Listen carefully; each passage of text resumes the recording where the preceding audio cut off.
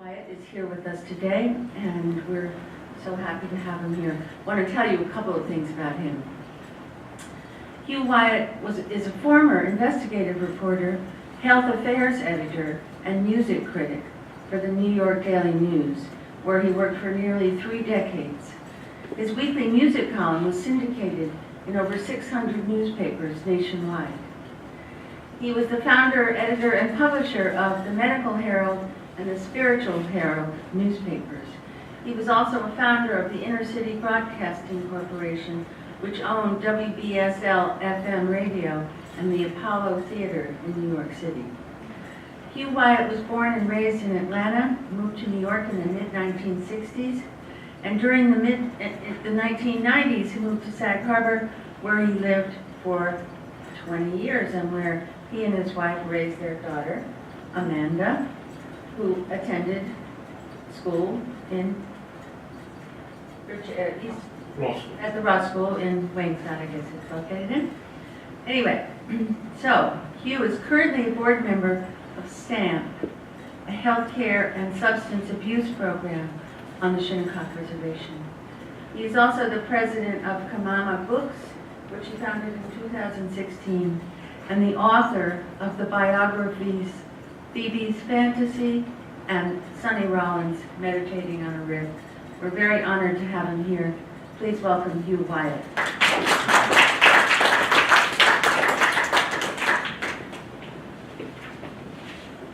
like to thank all of you for coming. I'd like to thank Penny, and I'd like to thank my pastor, Reverend Mike Smith, and the Shinnecock people. Indian people usually acknowledge, if they're not from the same nation as I am, Muskogee and Cherokee, or Salagi, we have to sort of acknowledge, reluctantly I might add, Shinnecock people. So, I'm going to read this because when you reach a certain age, you lose your focus, and I've been known to go all over the place. So I'm going to do a little reading to stay focused. This is a story about one of the most extraordinary musicians in the history of modern music, the legendary jazz tenor saxophonist Walter Theodore Rollins, aka Sonny Rollins. It is also about a man who was either born or became a mystic, and perhaps learned many of the secrets of the universe. In addition, this is a story about how spirituality is transforming American religion and culture. Today, an unknown but significant percentage of nearly 90 million millennials are being drawn more and more towards the different forms of Eastern spirituality, like Hinduism, yoga, Buddhism, and in the process, many of them are abandoning organized Judeo-Christian religions. This is a movement that began in the 1940s when millions of bebop jazz musicians and their fans worldwide started to switch from organized religion to these Eastern belief systems, as well as the Ahmadiyya form of Islam, the latter of which created a firestorm in the 1960s. In the 1960s, Sonny Rollins, John Coltrane, and the Beatles were among the artists who helped to spread the word about these different belief systems through their music. Today, the sounds of the East can be heard subtly and in many instances very overtly in various forms of jazz and pop music. In my new biography entitled Sonny Rollins, Meditating on a Riff, I attempt to not only talk about Sonny's history as arguably the greatest living jazz musician, but about the impact the East, Africa, and other faraway lands have had on American culture and religion. Sonny Rollins was born on September 7, 1930 in Harlem. He spent his youth hustling and fighting on the streets of a rough and tumble neighborhood. But over time, the tenor saxophonist shifted gears and developed a reputation of being the world's greatest jazz musician, which is once again arguably, as well as a revered sage-like figure. The secret of Sonny embraced esoteric forms of yoga like Kriya Yoga, K-R-I-Y-A, a lot of people may not know about it, Buddhism, ancient Egyptian magic, Rosicrucianism, which is really far out, and other mystical religions and practices. His goal was to achieve communion with God, among other things. In fact, Sonny claims to have had a vision of heaven or nirvana, but who really knows? Being an old-fashioned Christian, I don't really know if he did or did not, but he said he did. My book also reveals how spirituality and meditation helped Sonny beat his heroin addiction while most other addicted musicians died at young ages. The elder statesman of jazz has been clean for over 6 decades. At a time when most of the world is facing an opioid crisis, Sonny's story has never been more pertinent or more needed right now. I first met Sonny backstage at a concert in Munich, Germany when I was a teenager. He had just returned a few years earlier in 1961 from a 2-year sabbatical, during which time the eccentric and reclusive Sonny had virtually lived on New York City's Williamsburg Bridge, relentlessly practicing his tenor saxophone and studying these foreign religions, culture, and cults to improve his playing as well as change his turbulent lifestyle. My obsession with Sonny's music began when I was 8 years old in my native Atlanta, Georgia. I spent much of my childhood during the 1950s and 1960s listening ad nauseum to recordings he made with jazz superstars Clifford Brown and drummer Max Roach. Originally, I started out as a teenager playing bass with Lloyd Terry's band in Atlanta, which also was the hometown of bebop pioneer Mary Lou Williams. Her brother, Mr. Shrug, I don't remember his first name, taught me in the 3rd grade. In the band, we had a singer by the name of Gladys Knight. I guess most of you know who she is. Okay. Gladys also worked regularly with singer and drummer Hamilton Bohannon. Although they performed terrific rhythm and blues, I remained a die-hard jazz fanatic, and I still am. In 1965, I moved to New York City's Lower East Side, which was the jazz mecca for young, hip musicians, singers, painters, actors, writers, and other artists. I lived at 650 East 11th Street, kitty corner from 611 East 11th Street, the apartment of tenor saxophonist John Coltrane's cousin, Mary Greenleaf. Mary's apartment sometimes served as Coltrane's crash pad after late-night concerts since he lived on Long Island. Coltrane was not only Sonny's musical rival, but he was also his spiritual nemesis, vying for the #1 spot on the tenor saxophone.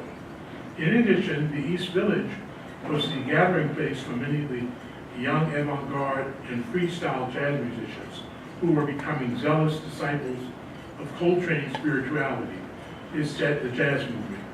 I had slight reservations about the avant-garde movement because it challenged the survival of bebop and hard bop and jazz itself. Mary Greenleaf, who was the girlfriend of my brother Lucius, was a big proponent of the new freeform jazz. Lucius, an actor and painter, was a close friend of Coltrane and was quite knowledgeable about the direction Coltrane was moving in musically and spiritually.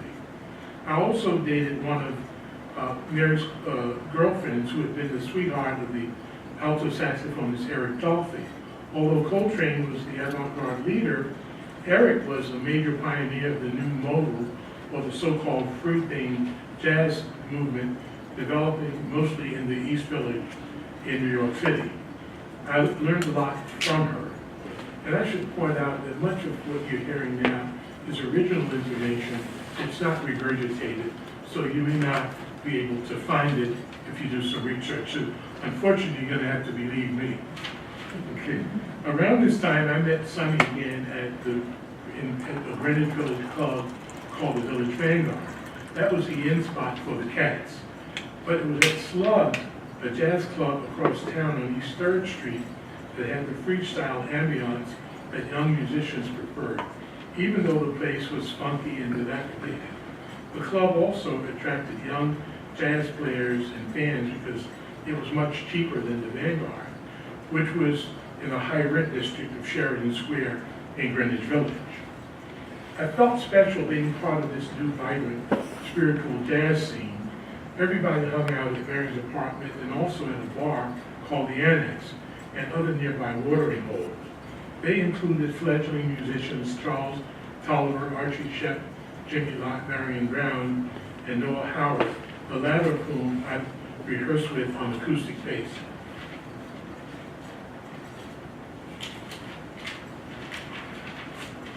Beginning in the 1960s, I started receiving what would be hundreds of personal and private letters and postcards from Sonny.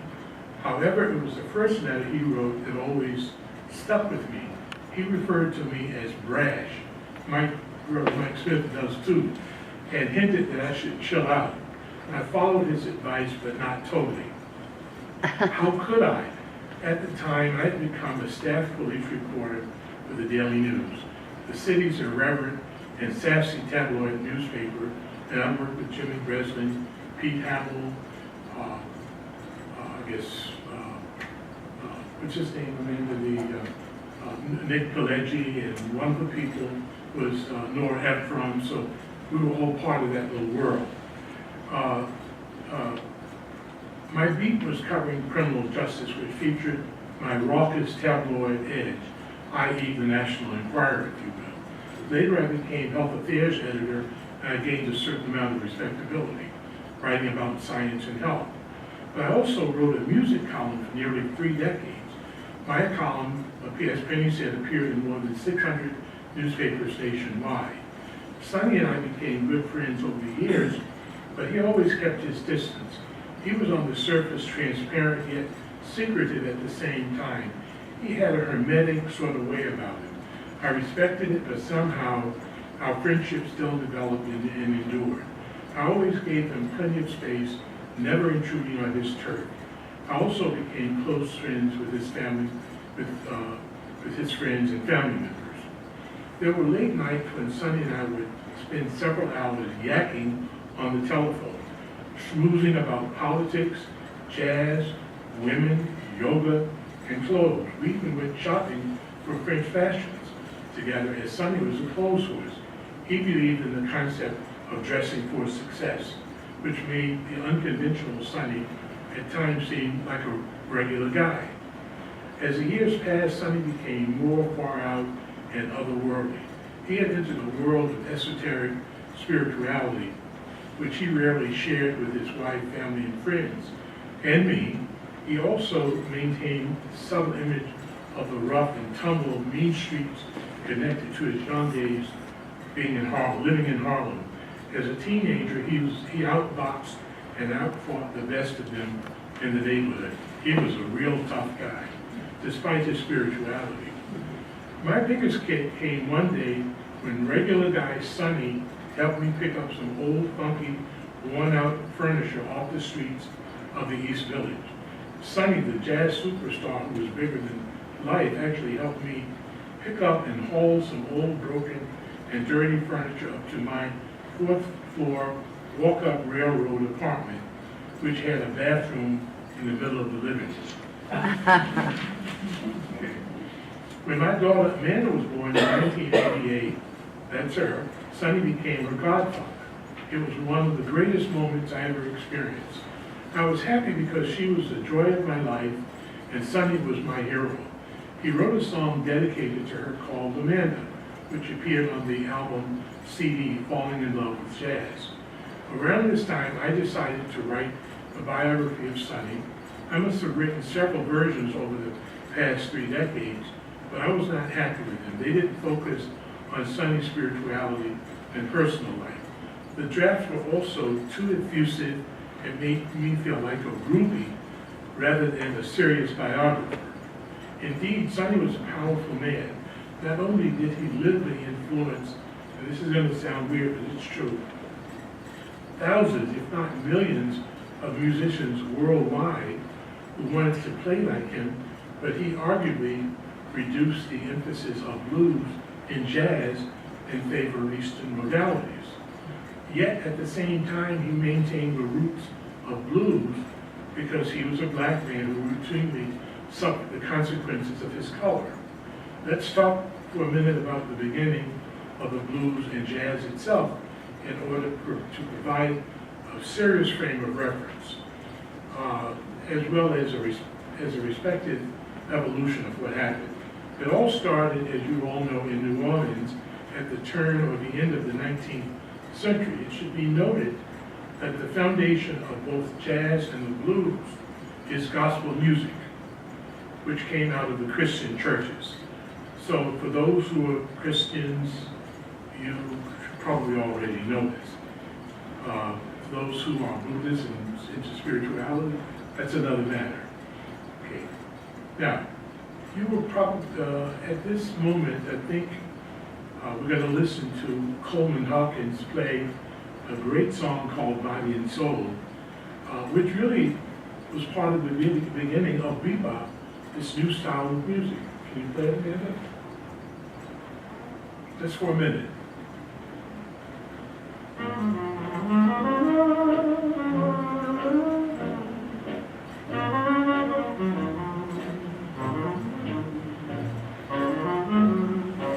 That's sweet.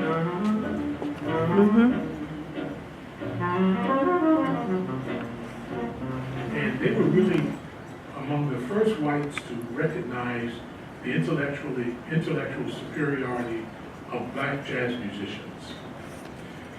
During this period, many bebop and other musicians began to abandon Christianity and converted to such foreign faiths as Hinduism, yoga, Buddhism, and Islam, especially the sect known as Ahmadiyya Islam. Perhaps the main leader was drummer Art Blakey, who influenced thousands of bebop musicians and his fans to embrace this branch of Islam. And by the way, this was not a hated form of Islam. It was a very loving form of Islam, and it played a role in the early days of the civil rights movement, something that very few people know about. These bebop, during that year, Sonny sought a cure by going to a drug rehabilitation center in Lexington, Kentucky called the Farm. And by the way, I should point out that a lot of famous actors and celebrities were there. Peter Lorre, the actor, was walking around, carrying on, and if you think he was weird in the movies, he was really weird. Okay. Afterwards, Sonny left and went to Chicago, and he worked with a trumpeter by the name of Clifford Brown. Clifford Brown was a black nerd in the true sense of the word. He was an academic, he was clean cut, and he would make Woody Allen look like Cary Grant. And he helped Sonny to get off drugs. Apparently the 4-month stay at the farm helped Sonny also to become a better musician. In 1956, after a few months away from the farm, he recorded many of his greatest albums, such as Tenor Madness and Saxophone Colossus, the latter of which is considered one of the greatest jazz recordings ever. In fact, I just wrote a piece for the Library of Congress about the Colossus recording. Now, take a listen to this.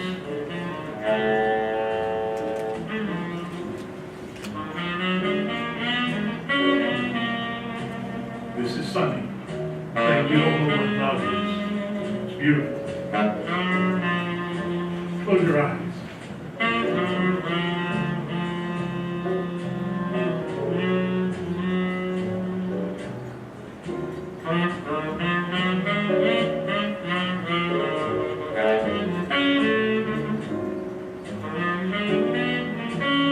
Isn't it awesome?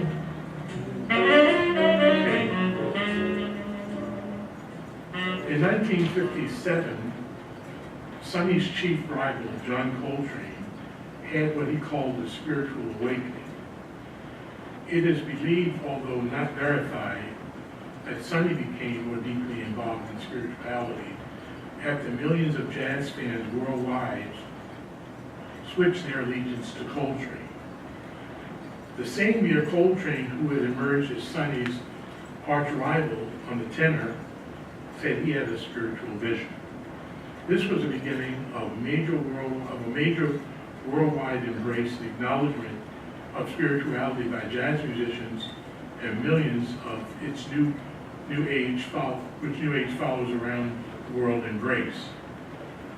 And I should point out that jazz began to turn, it became really far out. And for traditionalists, it was not something that they especially liked. You're going to listen to now something at the beginning called My Favorite Thing.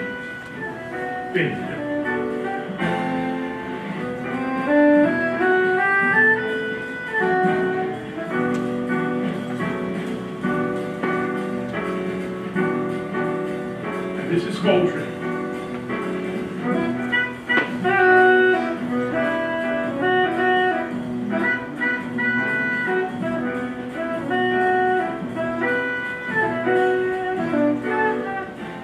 By 1959, despite his drug cure, Sonny still felt a strong sense of frustration, especially with the crazy jazz scene. He was surrounded by drug addicts and sort of crazy people. This led him to abruptly quit performing publicly, and he disappeared from the public eye.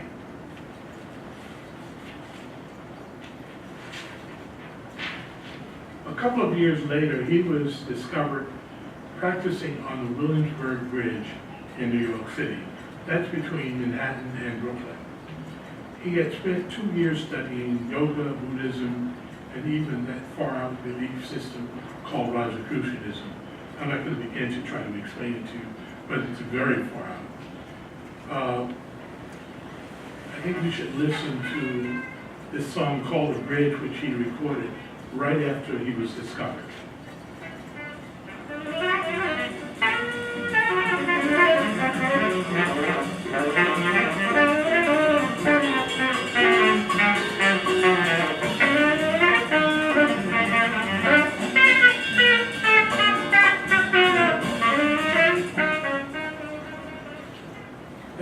That represented really a dramatic Sonny Rollins, and if you're into the avant-garde style of playing, it should really please you. But if you're a traditionalist, you might go back to the year 1956 to get those albums. These are my favorites, because even though I accept the avant-garde, I have more of a traditionalist bent. I love melody, I love harmony, I love rhythm. In 1963, Sonny went to Japan for the first time, where he began to get deeply involved in Buddhism, a religion that is embraced by more than 40 million followers in Japan, 40 million. Buddhism is one of the most popular forms of spirituality and is practiced by millions of jazz musicians and fans around the world. It is one of Sonny's favorite religions. In 1965, Coltrane recorded an album called The Love Supreme, which many critics and fans asserted eclipsed Sonny's reputation as the leading spiritual force in jazz. The recording was so powerful that even a church was named after Coltrane. Let's listen to a little bit of A Love Supreme.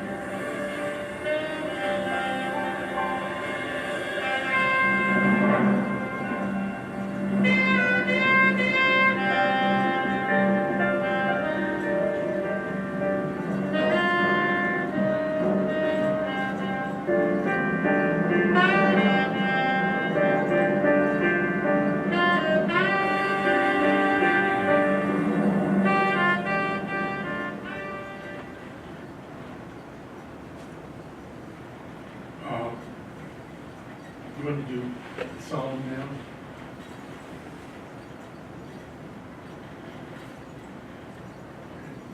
That was something, I'm sorry, that was okay, 2 years later in 1967, Coltrane died and shocked the jazz world. Not long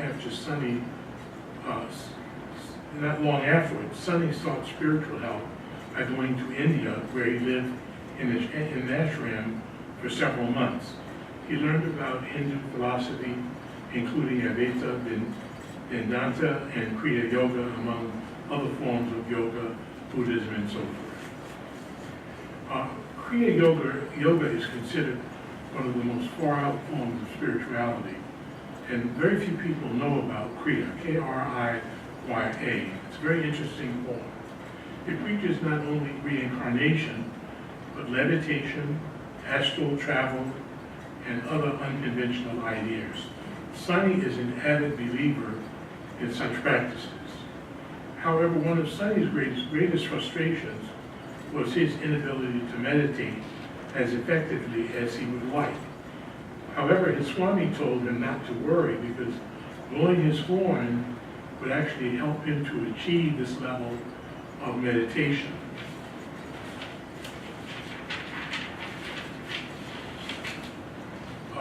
After his return from India in the 1970s, Sunny became more commercially oriented.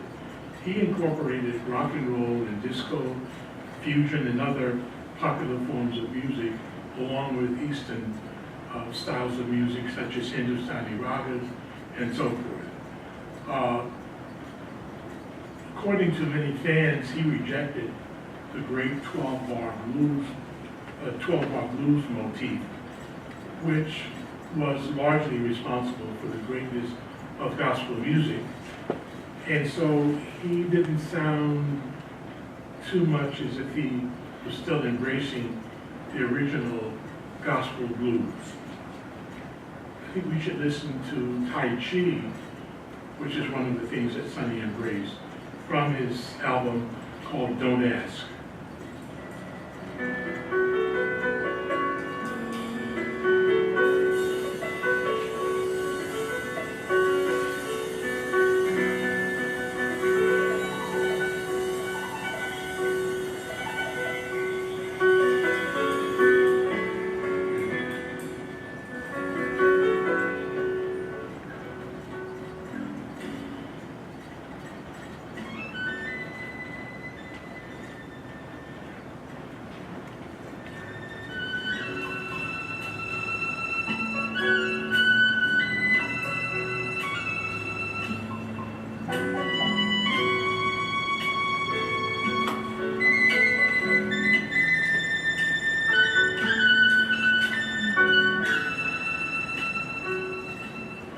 Sunny continued to form throughout the 1980s and 1990s and received worldwide popularity. And he would kill me for saying this, but he had become so popular in Europe and Japan that he could actually earn $150,000 per night per concert, which is extraordinary for almost any type of musician. It was during this time that Sunny clinched his reputation as the greatest living jazz musician. During a trip to Marcillac in the south of France in 2012, Sunny claimed to have seen a vision of heaven, nirvana, or some other destination. And many of you who are into religion would know that about 40 or 50 miles away, that's where St. Bernadette, is that right, Nick? So I guess you probably know about her. Shortly thereafter, Sunny retired from playing, and he began to suffer from pulmonary problems, and as well as other medical problems, prostate, and so forth and so on. Today, at the age of 88, he is living in retirement in Woodstock, New York, the famous location for the rock festival. He is of sharp mind, but is unable to play a saxophone. However, he continues to compose, but it's on the piano. Friends say that his playing sound is reminiscent of Thelonious Monk, who was Sunny's mentor and close friend. Sunny's immense legacy is intact. He has earned a distinguished reputation of being one of the creators of jazz, carries on the great traditions of the founders like Louis Armstrong, Duke Ellington, so forth and so on. But he is also leaving us a strong legacy as a leader of modern spirituality. And I would like to just point out, before we get to the Q&A part, that if you ask the average person today, a young person, are you religious? He or she will probably say, no, I'm not, but I'm spiritual. And this is what is sweeping not only the U.S., but throughout the world. When you look at once again, the 88 million people, not thousand, millennials, a lot of them are moving in that direction. Unfortunately, there have not been any serious polls to confirm this, but a lot of the stuff that I report on is based on my own research.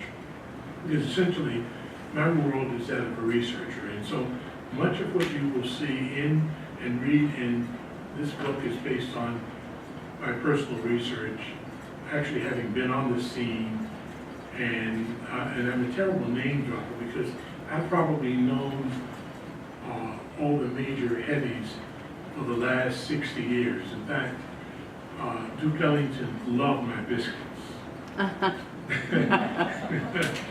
And he wouldn't beg for them, but he would say, when are you going to make me some biscuits, Hugh? And this was like 50, 60 years ago.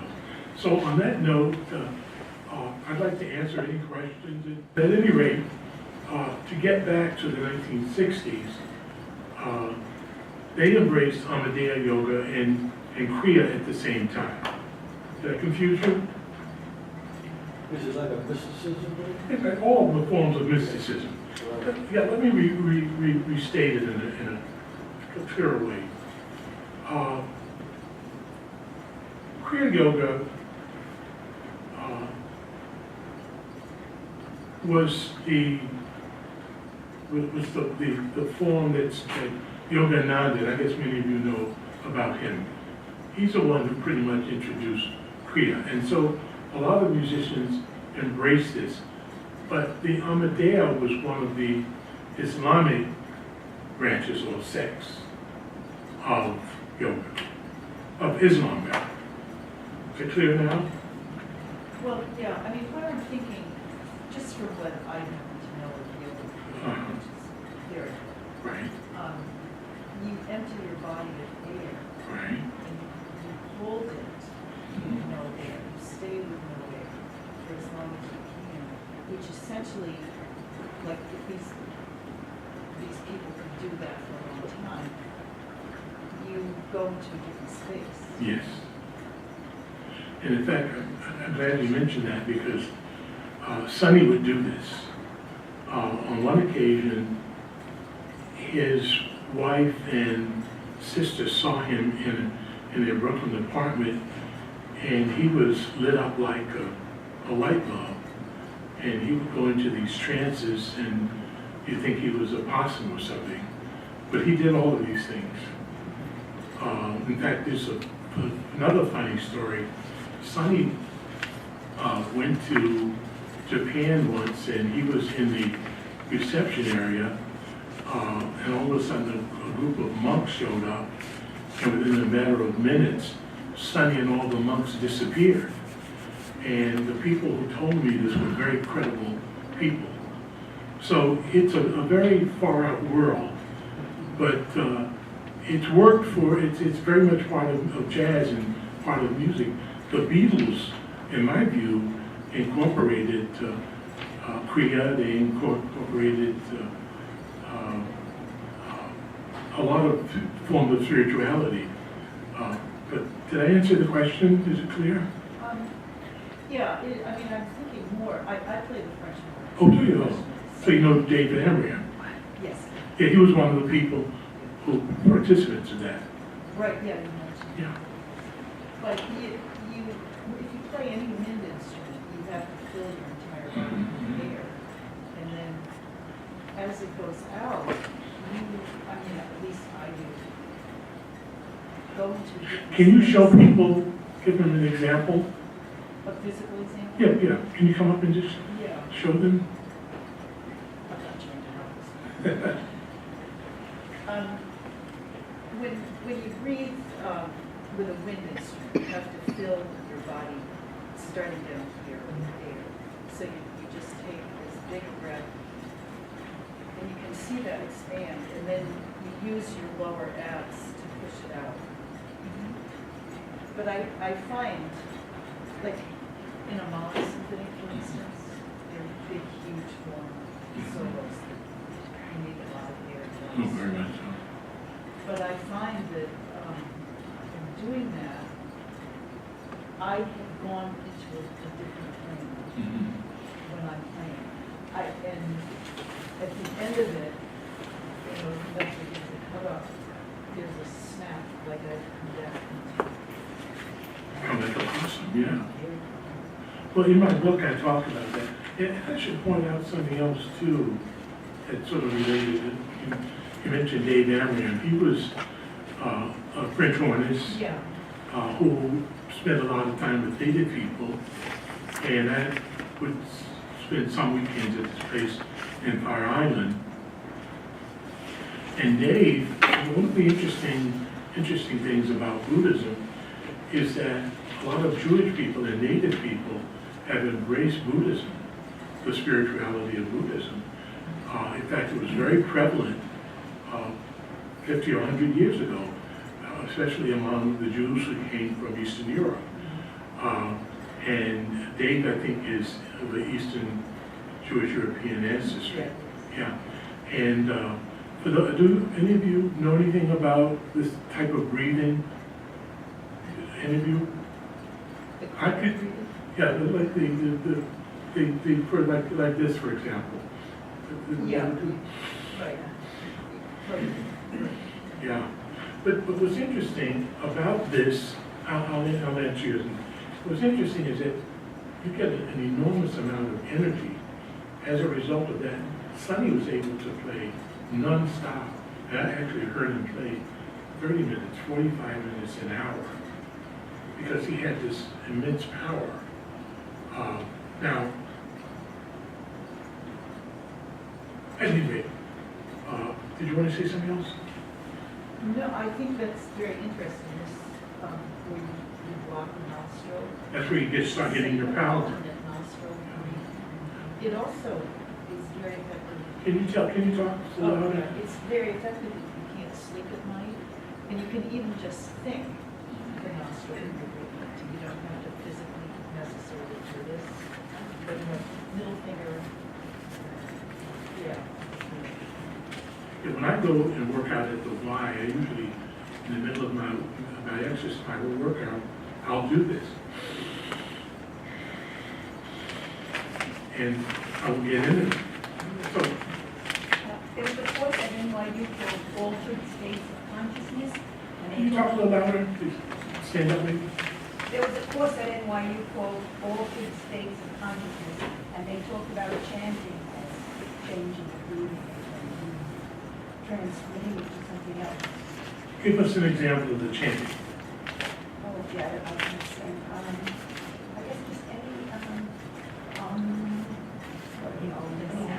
yeah, or these songs and some religious songs, maybe chanting. So, you want to add, do you want to add something? Well, and when I was taking yoga many, many years ago, when I first started, we did a lot of that form of nostril breathing. What did you study in yoga? Oh, okay. It's mostly exercises. But we would use our pulse to time ourselves, and we would breathe in for 4 weeks and then hold it for 8. Hold for 12, and then let go for 8. And I found when letting go of the breath the hardest. Yeah. I still do. You still do it. Now in yoga classes, we just do the breathing, expand the stomach, pull through the cage, bring it up to the throat, and then slowly let it out. And I can breathe in a lot longer than I can exhale out. You're all trailblazers because a lot of younger people are really getting into this now. I And wish I had kept it up. I would go in and out, and it's a wonderful experience. well, let me just say this much, that I'm not speaking with authority because I don't know this, but when you consider the fact that a year or so ago, Sonny was taking Pilates at the age of 87. And he was a drug addict. Now keep in mind that the great Charlie Parker, who to me was personally was the greatest jazz musician ever, he died at the age of 34. And Coltrane was probably, I don't know, maybe 40-ish or something. And he was also a drug addict. But had they embraced yoga, the breathing, I think they could have also stayed around. Don't be shy. Let me just say I'll this. ask you if you're still playing the bass. No, I'm not. I stopped about maybe 40 years ago because, first of all, I couldn't get any gigs. It was difficult to get gigs in New York playing, which is one reason I became a journalist, because I could eat. And the Daily News paid me a salary, so I was able to eat. But I miss it. I miss playing. But one of the great things is I've been able to write about the music that I love. And I didn't see Gladys Knight live, but when she performed, was it the Super Bowl? Was that when she performed that? Yeah. And I saw the footage later on television. It took me back 1,000 years to the days of when I played with her. And those were some great days. And you all remember Gladys Knight and the Pips, right? Yeah. Yeah. And what's interesting is that I never really liked that kind of music because I was really more into jazz. And I was into classical music. I used to try to play cello, and so I spent a lot of time doing that. Were you going to ask something? No? Oh. Feel free to. There's a question here. Yes. Yes, sir. I was going to ask you, I like the jazz musician Joshua Redman. I Great. was wondering what you categorize his, is that melodic or is it more like Sonny Rollins not being so melodic? He's more modal and sort of free form, but he's a great player. And I'm glad you asked that, because one of the problems with the musicians of the 1960s, the avant-garde players, was, according to the musicians, they were not well disciplined or well trained. The thing about the Sonny Rollins period is that these musicians were into virtuosity. They had also studied with a lot of the classical composers, the greats, and Sonny did also. I forgot the name of the great teacher Sonny studied with, but Sonny could play as fast as a drummer could tap his drum. He was rather extraordinary. So I think that how many hardcore jazz lovers, how many beboppers do we have in here? People who like the music of the 40s and the 50s. Raise your hand. Okay, what about avant-garde people? Are there any you're probably into it, right?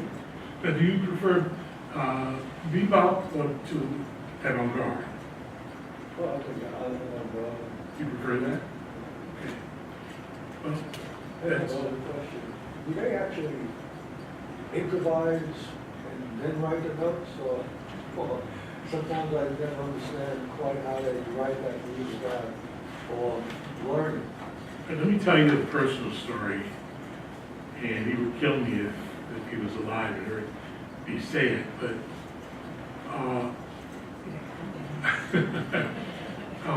I grew up in Atlanta around a lot of very formal people.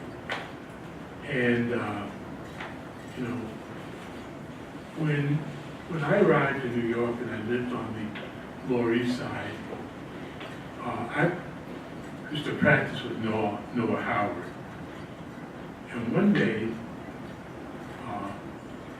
he started playing, I think maybe after the second or third occasion. He started playing, and I was used to melody and harmony. And I said, "No, what are you playing? What is this tune? What key are you in?" And see, I'm free, baby, I'm free. You know, and I said, well, I'm not. I backed up my base, but let me just say this much, that, you know, I'm a Christian, but I also believe in ancient Native American religions. You know, Reverend Mike's church had a picture of Jesus and then of an eagle. Am I right? So, you know, I believe in both, but at the same time, I respect and recognize all these music, all these different forms. In fact, one of the great things that I like about Sonny Rollins is he says, Hugh, there's only one truth. It comes in different ways. I accept my truth, and I honor and respect Reverend Mike. He's a great Christian teacher, but he understands the old ways, the old Indian ways, and I respect these. But I think his truth is the same truth as Sonny Rollins' truth. Joshua's truth is the same as Sonny Rollins' truth, same as Charlie Parker. So, you know, I see the beauty in all of them. You know, one of the reasons I love New York, which is really my downfall, is I love all the cuisines. I love all the different people. You know, I live across the street from the UN, 1 block away, and you've got more restaurants, different restaurants, I mean, different people. During lunchtime, I could actually count 200 different people, and it's a wonderful feeling. And I think Penny is saying to me that, it's okay, no, okay. I could, no. You're gonna head You out? do not have to end, but I have to say. Yeah. Thank you very much, I am Penny. coming up here with a little thank you note, Okay. and just to officially say thank you before I leave. This was so interesting here.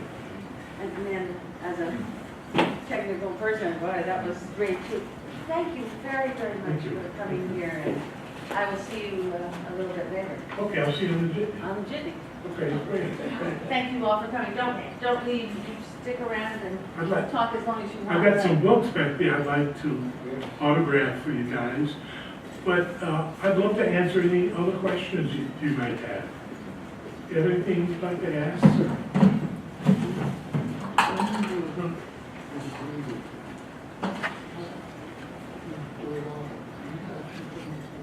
I'm sorry? Oh, the third eye? Yeah. Why don't you tell you or the young lady, talk about the third eye? The nose. Can you talk louder and stand up?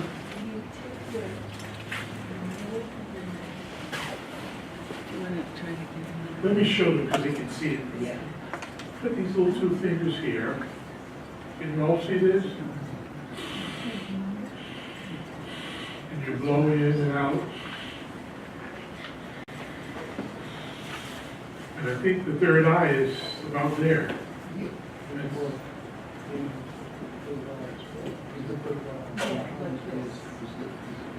One of the second, this is third eye. Oh, it's the third eye. I don't know. The third eye is just. It starts with the nose out there, that's it. Right there. And then basically, at least I feel, is it constantly close up one nostril. Talk a little louder so they can hear that. Using this position, you have your index and your on your third eye. And then you close one nostril, close off the open one, and now open. And it's a very, it completely calms you down. And as I mentioned, I wake up every night in the middle of the night, and I just start thinking, breathing and thinking right on nostril, left nostril. I just think it, I'm not closing it down. And I think maybe I can do it once and then see. You know what's interesting is that Jewish people many of them have embraced Kriya and Buddhism, but they've retained their own religion. So it's possible to, you don't have to lose who you are by doing these things. They are enhancers. Now, for a lot of musicians like Sonny Rollins, they felt that they had to completely wipe the slate clean. As far as I'm concerned, I embrace a lot of these things, but I'm a solid Christian. And of course, Reverend Mike might disagree with that. So I'd like to go back. Are there any other questions at all? Well, I'm good. It's just a great way of clearing your nose in the morning. Yeah, clearing your mind too. Yeah. Yeah. I'm going to go back and sign some books for anyone who'd like to read them. The information, forgive me for getting confused there for a minute with Amadea versus Kriya. Do you all understand what's going on there? Okay. Spell that Kriya? Kriya. Yeah. Kriya is a really form of Hinduism. Amadea is a form of Islam. So that's really the basic difference. Okay? Any problem? I think she's an expert. Who, Dan? Yeah, you've seen this. I would read it. Now, one of the things that I tried to do with the book, which I hope I accomplished, was I wanted to make the parallel between jazz and spirituality and religion and how they evolved. And when you look at Sonny Rollins, you can't just look at his music. You have to look at how he started out playing blues and how he evolved, and now he's into a completely different world. And he's very secretive, and I'm pretty sure that, see, the good thing about him, unlike a lot of people, is that he's genuine. He's not pretentious, and if he says he levitates, I believe it. I would be suspect of most other people who would say that. But what are your thoughts about levitation? I'd like to get to some space where I can do it. Yeah. Yeah. So some people do it. I had an Indian chap who worked for me, I guess maybe 10, 12, maybe 8 or 9 years ago, and he said he actually saw a man, a yogi, split into two beings. Yes. And he also was very credible. So, you know, what is interesting about India, most of this comes from India. And India is a great country, by the way. Today, most of the cutting-edge scientists, doctors and others, especially in cancer, are Indians. So you can't very well dismiss that culture. And in fact, Buddhism comes from India. You know? Also, the Ayurveda. Oh yeah, it's Indian. But I have to be careful because a lot of it is linked to Hinduism. And while I embrace certain things about Hinduism, I don't want it to get in the way of my Christian views. Reverend Mike will like what I'm saying now, so he won't beat me up for this. You know all who know Reverend Mike is? He was the pastor of the Shinnecock Presbyterian Church. I think he's now periodically at the Whalers, Mike, right? Yeah, wherever I'm going. Yeah. I'm retired now. He's retired. But he has a great organization called SAM. Mike, why don't you, in less than 30 seconds, tell people about SAM? SAM, the acronym is for Substance Abuse Mobilization Project. And historically, SAM was a dish that the ancestors on the reservation used to use to sustain themselves through those harsh winters. So what we attempted to do was to kind of draw upon the strength of the ancestors to deal with the opioid crisis, the marijuana crisis, the alcohol crisis, and just look at ways where you, in Q's work, where you can go back and reconnect with some of the strengths that the ancestors possessed. Q's on our board, and a few other people there. That's just something we're working, now I'm retired.